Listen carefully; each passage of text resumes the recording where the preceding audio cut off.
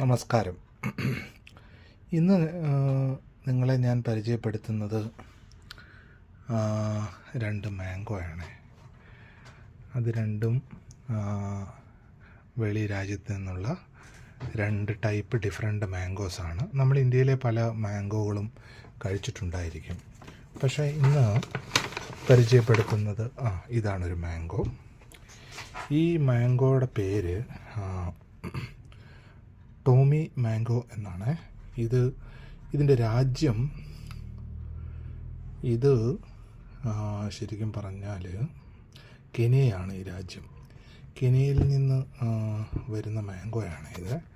നോക്കൂ, വളരെ നല്ല മധുരമുള്ള ടെക്സ്ചറും മണവും ഒക്കെയുള്ള നല്ല മാംഗോയാണിത്.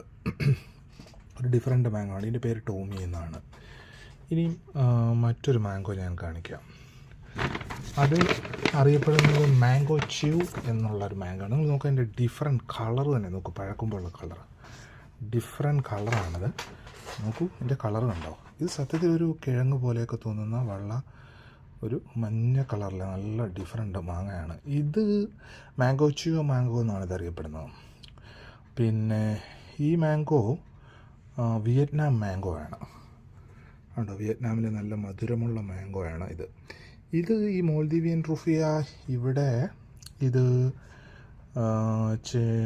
ഒരു 180 റുഫിയാണ് kg ഇത് ഈ മാംഗോ ച്യൂവിന്.